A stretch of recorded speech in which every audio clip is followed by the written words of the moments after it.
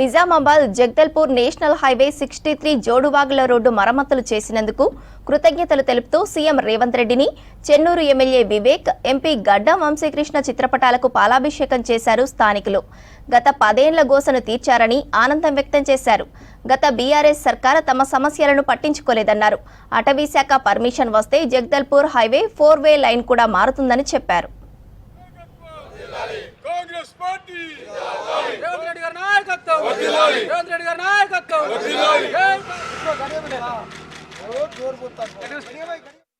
మా గౌరవనీయులు ఎమ్మెల్యే గారికి, మా వంశీకృష్ణ ఎంపీ గారికి మేము ఎల్లకాలం వాళ్ళకు రుణపడి ఉంటాము. బీఆర్ఎస్ వాళ్ళు 10 సంవత్సరాల నుండి పట్టించుకోలేదు.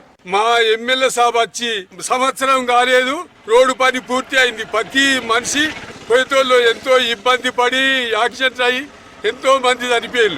మా ఎమ్మెల్యే గారికి, మా వంశీకృష్ణ గారికి మేము జీవితాంతము వాళ్ళకు రుణపడి ఉంటామని మా యొక్క కృతజ్ఞత. డాంబర్ రోడ్డు వేయించడం చెన్నూరు ప్రజలకు మరియు పల్లెటూరు ప్రజలకు మొత్తం మంది హర్షం వ్యక్తం చేస్తున్నారు. ఈ రోడ్డు వేయటం ద్వారా ఎంతోమంది ప్రజలకు, వెహికల్స్కు సులభంగా మంచిగా ఉన్నదని ప్రజలందరూ సంబరంతో ఉన్నారు. వివేక్ వెంకటస్వామి ఫారెస్ట్ వాళ్ళతో కొట్లాడి ఈ రోడ్డును వేయించడం జరిగింది. ఈ రోడ్డు కార్యక్రమంలో డాక్టర్ వివేక్ వెంకటస్వామి గారికి పాలాభిషేకం చేయనమైనది.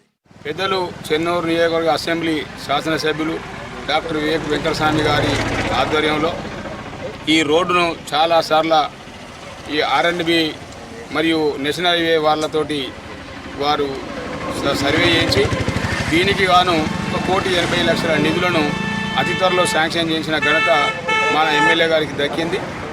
అంతేకాకుండా ఈ రోడ్డుకు భీమారం నుండి కృష్ణంపేట వరకు వెడల్పు కార్యక్రమం, దాంతోపాటు ఈ జోడువాగులపై బ్రిడ్జి నిర్మాణానికి 100 కోట్ల రూపాయలు తీసుకురావడం జరిగింది.